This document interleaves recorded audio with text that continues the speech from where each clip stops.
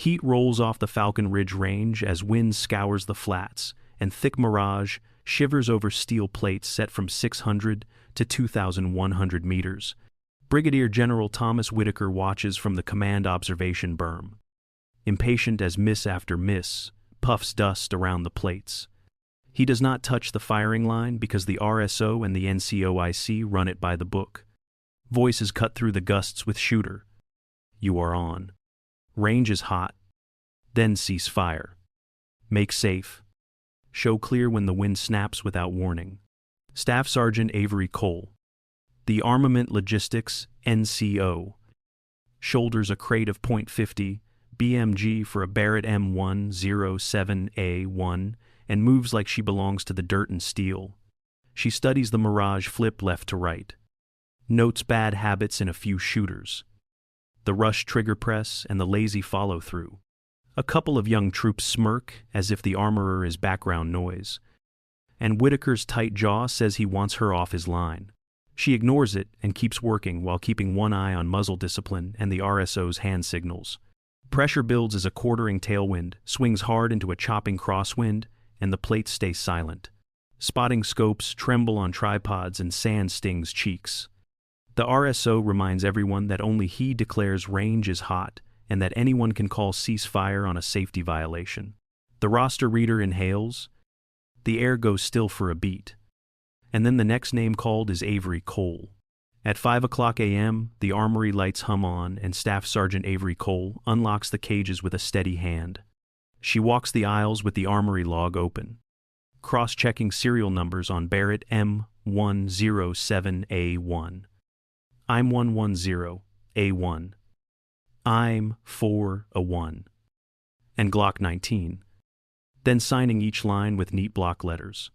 Benches fill with laid-out parts as she cleans firing pins and gas systems, measures muzzle crowns with a gauge, and tags barrels that need closer inspection. Chronograph screens blink while she records fresh velocities for replaced tubes and initials, the entries for traceability. She builds her morning like a checklist and keeps the language tight and correct. It is always magazine, never clip.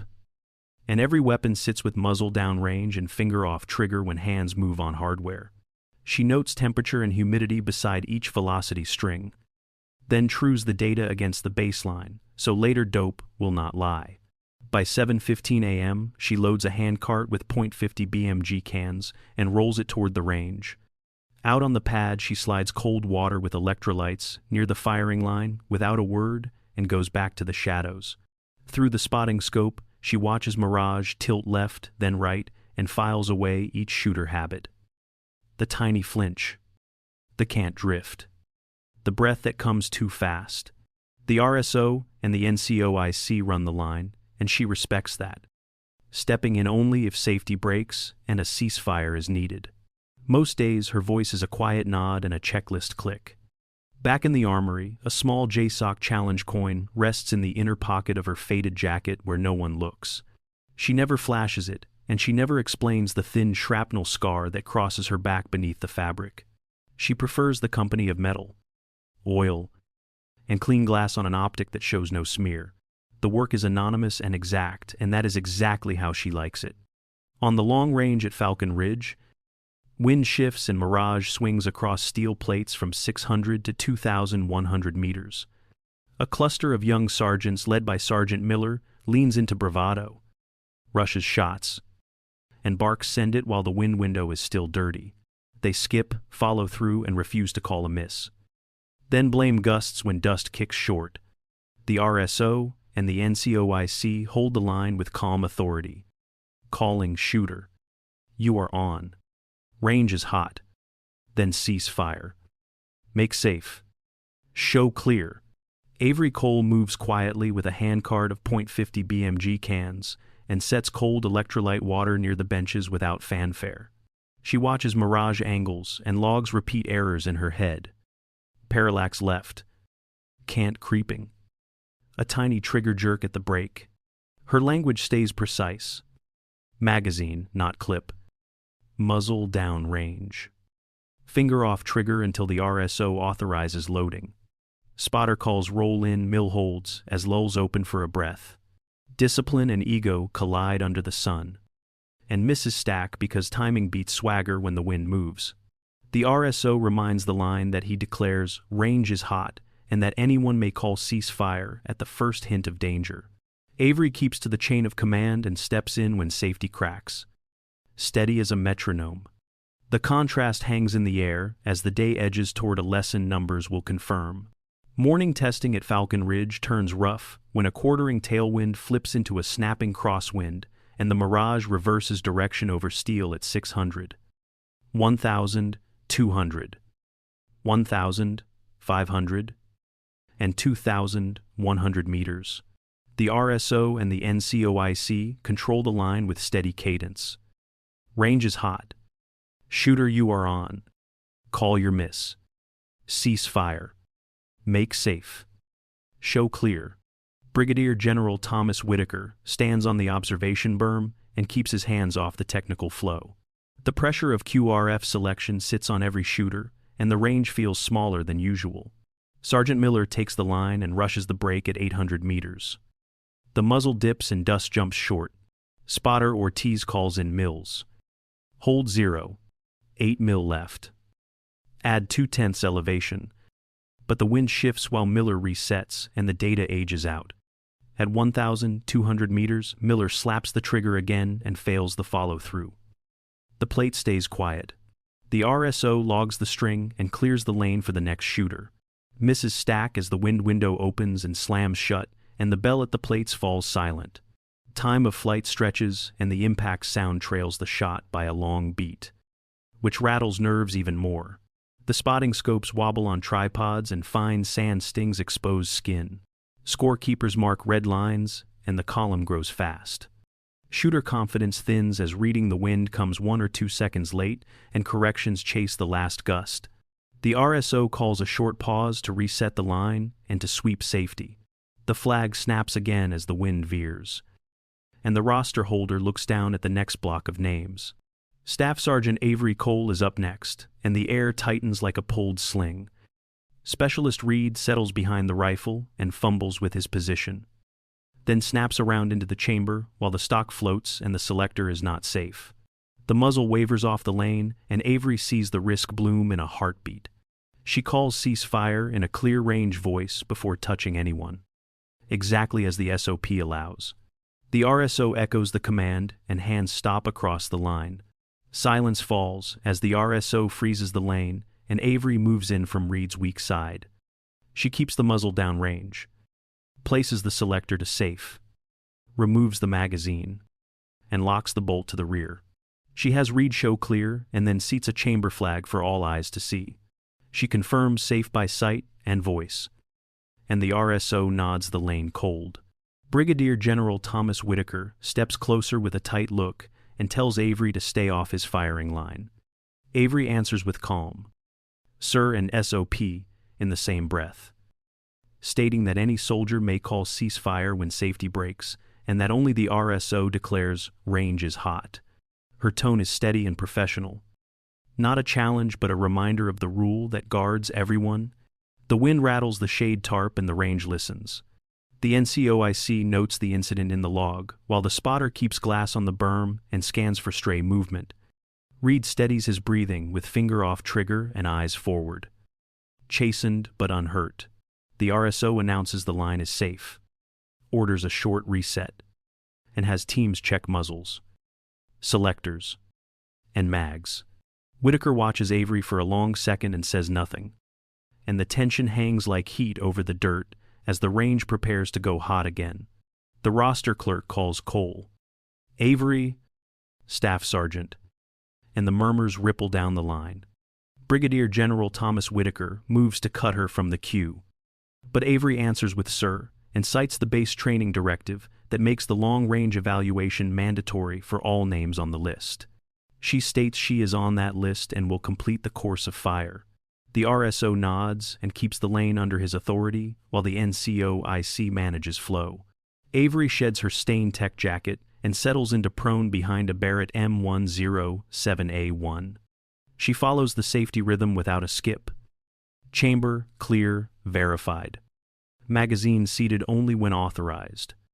muzzle down range, finger off trigger until the call. She lays out rear bag, checks, optic caps, and squares her body to the rifle. A scuffed JSOC challenge coin slips into view as she tucks gear back into the inner pocket. Senior Sergeant Hale catches the coin for half a second, and something old crosses his face. A memory of a dusty photo from Iraq.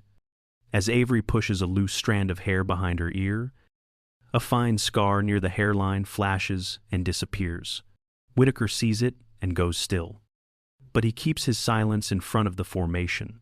The troops whisper that the quiet armorer is taking a 2,100-meter lane.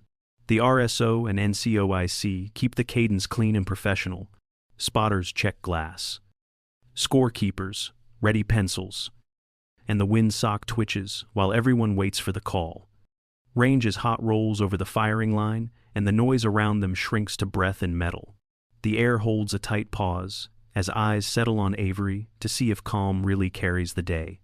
Staff Sergeant Avery Cole settles into prone behind a Barrett M107A1 chambered in .50 BMG.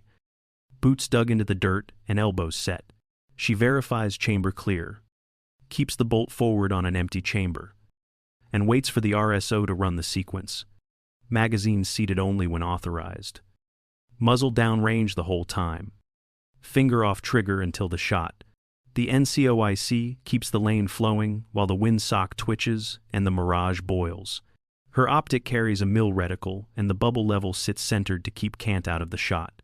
She dials a realistic starting dope. High 20s to around 30 mils of elevation for the distance and air, and holds between 1.0 and 1.4 mil left for the crosswind. Parallax is set. Bipod preloaded. Rear bag firm under the stock. Body squared and relaxed behind the rifle. She rehearses follow-through in her head so the reticle will track and return. Spotter Ortiz reads the wind through mirage and the scrub along the berm and calls for a window that may last only 1 or 2 seconds. He notes time of flight near 3.8 seconds, so impact sound will trail the shot by a long beat. The RSO controls the cadence with ranges hot, then shooter ready, and reminds the line to call your shot or to expect ceasefire if safety slips. Avery breathes in a 4-4-6 rhythm and lets her pulse settle into the dirt. There is no magic to borrow. No sonic boom waiting at the target. Only data and discipline. She sets the pad of her finger on the trigger so the press runs straight to the rear without a hitch. The scope picture steadies. The level stays true. And the hold sits where the wind says it should. Ortiz opens the window and the range goes quiet as she waits for the exact moment to send the first round. Spotter Ortiz opens a narrow wind window, and Avery sends the first round as the mirage steadies for a heartbeat. Time of flight stretches to about 3.8 seconds, long enough for breath to tighten and then loosen again. Dust jumps at the lower left edge of a 60-centimeter plate, and the bell stays mostly quiet.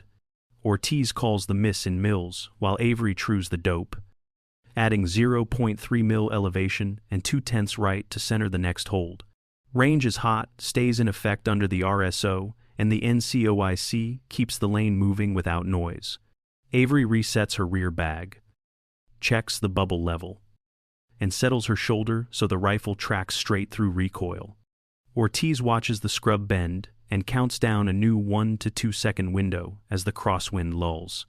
Avery presses smoothly, follows through, and a delayed chime rolls back after the shot, because the sound trails the long time of flight. The second impact lands near center left, inside 20 to 25 centimeters, and Ortiz updates the wind hold in mils based on the mirage tilt. Avery corrects a breath cycle that came a touch fast and returns to the 4-4-6 rhythm. She verifies parallax, rechecks level, and confirms that the reticle sits clean with no cant. The rifle rides the rear bag the same way it did the shot before. Patient and square. For the third shot, she waits out a twitchy gust and lets the reticle settle where the data says it belongs. There is no wake to ride and no magic to save a bad call. Only discipline, and the window Ortiz reads off the dirt and grass. The trigger press runs straight to the rear and the scope picture stays true through recoil. Ortiz calls center impact and asks for the group. And everyone knows that at this range point, 50 BMG dents or rings AR 500 half to 3/4 inch. It does not rip steel, and there is no sonic boom at the target. The RSO keeps control and then calls the line safe. Avery removes the magazine, locks the bolt to the rear, shows clear, and seats a chamber flag while the RSO confirms clear by sight and voice. The firing line goes quiet except for wind and slow breathing. A few shooters murmur about mill numbers and tiny wind windows, while Brigadier General Thomas Whitaker watches without a word, and the unit shifts from swagger to respect for data and discipline. Years earlier in the Anbar Desert, a small, long-range element worked in support of a joint tasking tied to JSOC. The team held a rocky spur, while a friendly infantry element broke contact in the valley. The extraction plan called for UH-60 pickup after sunset if weather and airspace stayed clear. A dust front rolled in early. Airspace deconfliction, stacked traffic, and a nearby 9-line medevac took priority, which effectively closed the air for their window. Pressure built as enemy scouts pushed up the wadi and radios crackled with partial traffic. Avery Cole ran her glass, mapped wind over the ridge, and picked the first target not for impact on people, but for control of the problem. She sent a round to shear a field antenna and then walked a second into a junction box that fed a buried line. With comms cut, the local push stalled, and the flanking squad bought minutes. A heavy machine gun woke on a tripod near a berm and began to stitch the slope. Avery shifted to a hard hold and placed rounds into the cradle and pintle to shock the mount and shatter the rhythm of the gun. The gunner flinched off the grip, and the crew ducked for cover, which let the friendly element slide farther down the draw. With ammunition almost gone, Avery took her last shot at a thin scree band on the shoulder of the ridge to kick a curtain of dust into the crosswind. The haze drifted into the enemy line of sight, and the central element slipped behind it toward trucks that could run them south. Reports later came in chopped and late. In the fog of war, a casualty summary marked her team as killed in action, and a quick signature set it to record. Her after-action packet moved up the channel and then disappeared into routine routing and crowded inboxes, not into any clean conclusion. Now at Falcon Ridge, the weight of that night sits in a worn JSOC coin in her inner pocket and a thin shrapnel scar at her hairline. Brigadier General Thomas Whitaker studies both and begins to see the buried truth he once skimmed past in a staff seat. The range is cold, and the unit filters back toward the buildings as dust settles on boots and sleeves. In a small briefing room, Staff Sergeant Avery Cole steps in, comes to attention, and renders a crisp salute. Brigadier General Thomas Whitaker returns the salute as required, and they shake hands with measured calm. No one hurries, and the room feels larger once the formalities are done. Whitaker faces the formation and accepts the weight of the day with plain words that need no polish. He acknowledges that the range SOP Avery cited is correct, and that he let impatience crowd judgment. He commits to a records review through S1 or J1, so past errors are corrected in the right channel. Heads lift as the promise lands, like a steadying hand on the table. After the room clears, Sergeant Miller and Specialist Reed step forward with shoulders squared and eyes clear. They own their part in the noise of the morning and thank Avery for stopping a bad moment before it grew teeth. She answers with 2 short lines that fit her style: live honorably and train harder. Then reminds them that safety and discipline sit above rank and pride. The message takes root because it is carried by example and not by volume. By the time the door closes, the tone on base has shifted. Authority still wears stars, but respect now follows skill, patience, and the rules that protect everyone. The lesson is simple and grown up. Real command begins where ego ends. Brigadier General Thomas Whitaker signs the order through S3 training, and the appointment lands on the board before lunch. Staff Sergeant Avery Cole becomes the Senior Technical and Training Advisor for the unit's long-range program. A technical position that does not replace the chain of command. Her job is to teach, standardize, and protect standards while leaders continue to lead. The message is clear and calm, and everyone understands the lanes. Avery briefs the class on range control first. The RSO alone declares the range hot, and any soldier who sees a hazard may call ceasefire. Safety steps are enforced without shortcuts. Muzzle always downrange. Finger off trigger when not firing. Selector on safe when moving or adjusting. Make safe and show clear on command. The habits are simple, repeatable, and binding. Then she lays out the technical foundation that makes hits possible. Optics will use mil reticles. Elevation and wind are confirmed by truing dope to real data. Bubble levels kill can't. And parallax is set before the first shot. Prone position is built with a preloaded bipod and a steady rear bag so the rifle tracks straight. Breathing follows a 4-4-6 rhythm to bring heart rate and trigger control under the same roof. Wind reading follows mirage and small movements in scrub.